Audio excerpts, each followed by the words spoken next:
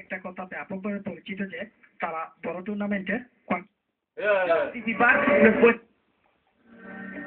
Volvemos en 2 minutos. Está bien que hayas dicho que lo sientes. যখন রেফারির শেষ বাঁশি বাজলো তখন পুরো স্পেন প্রতীক্ষার অবসান ঘটিয়ে গত 29 জুন ইউরো চ্যাম্পিয়নশিপের শিরোপা জিতল স্পেন। স্পেনের বার্সেলোনার ঐতিহাসিক রামলা কাতালুনিয়ায় স্মরণীয় জয়ের আনন্দ উচ্ছ্বাসে সামিল হতে হাজার হাজার স্প্যানিশ নারী পুরুষ সমবেত হন। জাতীয় দলের জার্সি গায়ে চাপিয়ে জাতীয় পতাকা হাতে নিয়ে হই হুল্লোড় আর নাচানাচিতে তারা গভীর রাত পর্যন্ত রামলা কাতালুনিয়াকে মাতিয়ে রাখেন আনন্দের উচ্ছ্বাসে।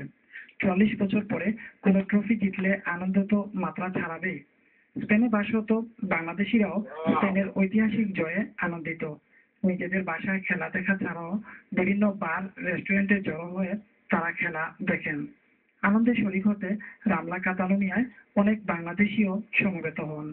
টুর্নামেন্টের শুরু থেকেই তাক লাগানো মনোমুগ্ধকর ফুটবল খেলে শেষ লড়াইয়ে 3 বার ইউরো শিরোপাজয়ী জার্মানকে পরাজিত করে অপরাজিত চ্যাম্পিয়ন হিসেবেই মাঠ ছেড়েছে স্পেন। ফুটবল জয়ের আনন্দে বেশ কিছুদিন মত্ত থাকবে স্পেন, এটা নিঃসন্দেহে বলা যায়। শাহাদুল ইসলাম Suhed, channel I, Barcelona, Spain.